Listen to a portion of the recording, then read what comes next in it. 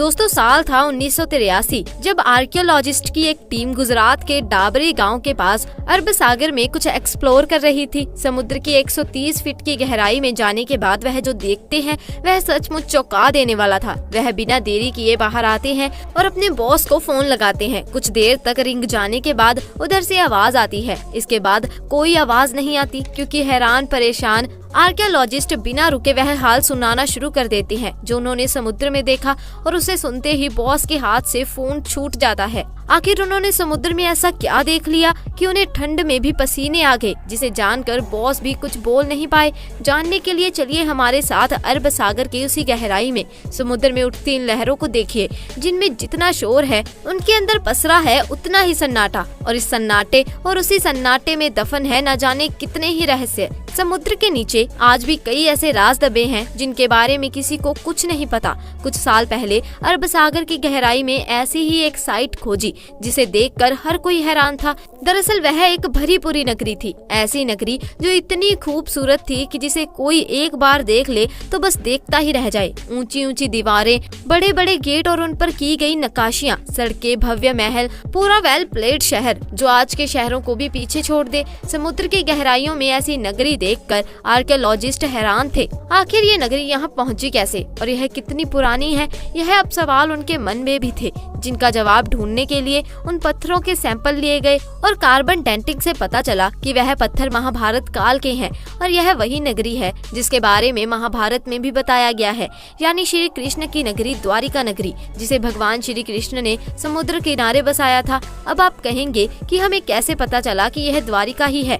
इसका क्या प्रूफ है? क्योंकि द्वारिका जो गुजरात के जामनगर जिले में अरब सागर के तट पर बसा एक छोटा सा शहर है, जिसे भगवान विष्णु के 4 धामों में से एक माना जाता है, जहां हजारों कृष्ण भक्त दूर दूर से दर्शन के लिए आते हैं। अगर वह द्वारका है तो फिर यह क्या है? दरअसल श्रीमद् भागवत पुराण के 10वें अध्याय के अनुसार कंस का वध करने के बाद भगवान श्री कृष्ण यादव वंश के साथ मथुरा में रहने लगे, लेकिन कंस की मौत का बदला लेने के लिए उनके ससुर जरासंध ने मथुरा पर 1 या 2 बार नहीं बल्कि पूरे 17 बार अटैक किया। बार बार हो रहे इन आक्रमणों से न केवल मथुरा की प्रजा परेशान थी बल्कि श्री कृष्ण भी दुखी हो चुके थे। इसीलिए उन्होंने अपनी प्रजा की रक्षा के लिए मथुरा से कहीं दूर जाना ही सही समझा और वह अपने परिवार और पूरी प्रजा के साथ मथुरा से 1285 किलोमीटर दूर अरब सागर किनारे जा पहुंचे और उन्होंने विश्वकर्मा को समुद्र के ऊपर एक नगरी बनाने का आदेश दिया, लेकिन समुद्र देव की मर्जी के बिना यह पॉसिबल नहीं था।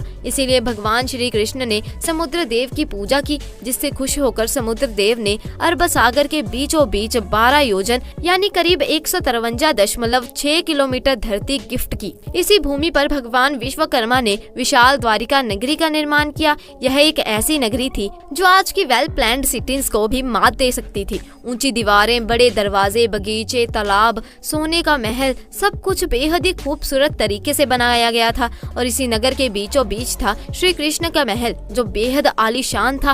पूरे यादव वंश और पूरी प्रजा को यहाँ पर बसाने के बाद श्री कृष्ण वापस मथुरा गए और जरासंध से युद्ध किया। उनका वध करने के बाद वह अपने परिवार के साथ हंसी खुशी रहने लगे। लेकिन कहते हैं ना, यहाँ कुछ भी कांस्टेंट नहीं रहता, सुख दुख आता रहता है, और श्री कृष्ण भी इसी चक्र का हिस्सा थे। दरअसल कुछ समय के बाद पांडवों और कौरवों के बीच युद्ध शुरू होता है, जिसमें भगवान कृष्ण अर्जुन के सारथी बने। 18 दिनों के भीषण युद्ध के बाद आखिरकार पांडवों की जीत हुई और यहीं से शुरुआत हुई खूबसूरत नगरी द्वारका के सर्वनाश की। दरअसल महाभारत के स्त्री पर्व के अकॉर्डिंग माता गंधारी ने जब अपने 100 पुत्रों के शव देखे तो वह यह दुख नहीं सह पाई और उन्होंने भगवान श्री कृष्ण को अपने बेटे की मौत का जिम्मेदार ठहराते हुए उन्हें श्राप दे दिया कि जैसे उस वंश का विनाश हुआ है, ठीक वैसे ही 36 साल बाद तुम्हारे वंश का भी ऐसे ही विनाश होगा। श्री कृष्ण ये सब पहले से ही जानते थे, इसलिए उन्होंने माता गंधारी के श्राप को आशीर्वाद समझकर एक्सेप्ट कर लिया। इसके अलावा एक और श्राप था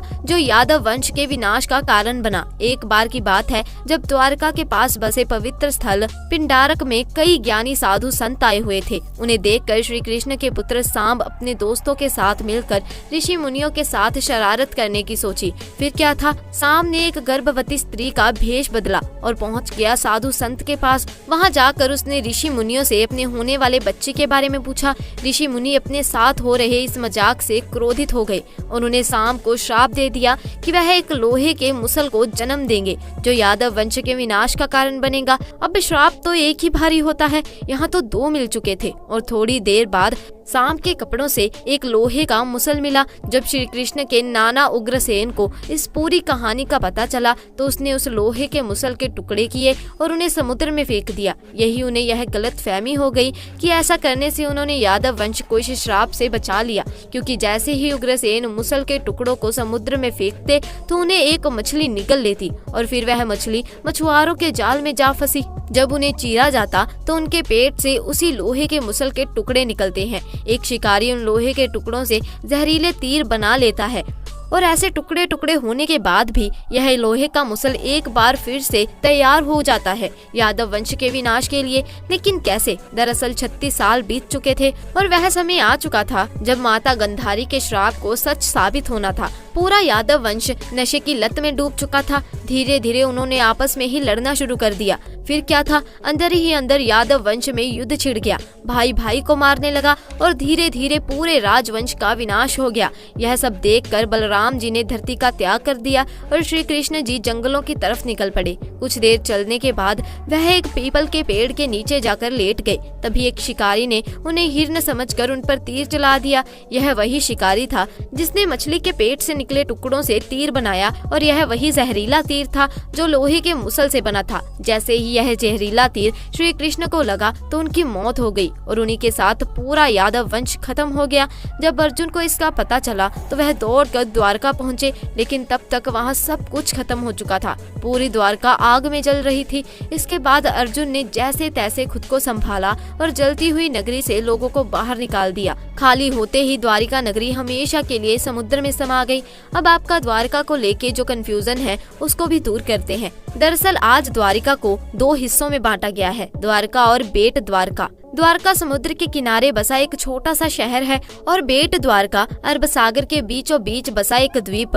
काफी सालों तक तो बेट द्वारका को माइथोलॉजी या पौराणिक कथा मानकर निग्लेक्ट किया जाता रहा। इसका रीजन यह था कि हमारे पास ऐसा कोई प्रूफ नहीं था जो पौराणिक कथाओं में शामिल इस खूबसूरत सी नगरी को असली साबित कर सके। 1930 में अरब सागर में खोज की और इस दौरान बेट द्वारका के कई अवशेष मिले। फिर 1963 में इस आइलैंड पर खुदाई की गई तो कई पुरानी मूर्तियां और आर्टिफैक्ट हाथ लगे। फिर कई इंटरेस्टिंग थ्योरी सामने आई जो इस बात का सबूत थी कि श्री कृष्ण बेट द्वारिका में अपने परिवार के साथ रहते थे। लेकिन यह छानबीन यहीं खत्म नहीं हुई और 1983 से 1990 के बीच under water archaeologist doctor SR Rao और उनकी टीम ने इस मिशन को कंप्लीट करने का बीड़ा उठाया। यह टीम काफी दिनों तक खोजबीन में जुटी रही। इसके बाद उन्हें पानी के नीचे एक खूबसूरत नगरी के अवशेष मिले। लेकिन यहाँ पर भी सवाल वही था कि क्या सच में समुद्र की गहराई में जो अवशेष मिले हैं वह श्री कृष्ण की नगरी द्वारका ही थी? इसका पता लगाने के लिए आर्कियोलॉजिस्ट ने उन पत्थरों की कार्बन डेंटिंग की। कार्बन डेंटिंग से करीब 50,000 साल पुराने किसी अवशेष के बारे में पता लगाया जा सकता है कि वह किस युग का है। डॉक्टर नरहरि आचार्य ने महाभारत में मेंशन ग्रहों की स्थिति एस्टेरॉयड के जरिए यह कैलकुलेट किया कि महाभारत का युद्ध 3120 BC में बसा हुआ था और महाभारत के अनुसार इस युग में ही द्वारका का भी निर्माण हुआ। जब पत्थरों के कार्बन डेंटिंग की गई तो पता चला कि यह पत्थर उसी समय के हैं, लेकिन पत्थरों का क्या है वह तो किसी भी युग के हो सकते हैं। और इससे ये कैसे पता चल सकता है कि द्वारिका के ही अवशेष हैं? इस बात को प्रूफ करने के लिए आर्कियोलॉजिस्ट खुद गए अरब सागर में और समुद्र में मिली ऐसी नगरी का एरिया मापन शुरू कर दिया। और शायद आपको जानकर हैरानी होगी कि इस नगरी का मेजरमेंट 12 योजन यानी कि 153.6 किलोमीटर का था। भागवत पुराण के अनुसार यह उतनी ही जमीन थी जितनी समुद्र देव ने श्री कृष्ण को द्वारका बसाने के लिए दी थी। और यह इस बात का सबूत था कि यह श्री कृष्ण की नगरी द्वारका है और समुद्र के नीचे आज भी यह खुदाई जारी है। तो यह थी कहानी श्री कृष्ण की नगरी द्वारिका नगरी की। दोस्तों देखा जाए तो द्वारिकाधीश मंदिर की भी अपनी एक महत्वता है, क्योंकि द्वारिकाधीश मंदिर के गर्भगृह में चांदी के सिंहासन पर भगवान कृष्ण की श्याम वर्णी चतुर्भुज प्रतिमा विराजमान है। यहाँ उन्हें रणछोड़ जी भी कहा जाता है। भगवान हाथ में शंख चक्र गदा और कमल लिए हुए हैं। बहुमूल्य आभूषणों और सुंदर वेशभूषा से श्रृंगार की गई प्रतिमा सभी को आकर्षित करती है। मथुरा से निकलकर भगवान श्री कृष्ण ने द्वारका क्षेत्र में पहले से स्थापित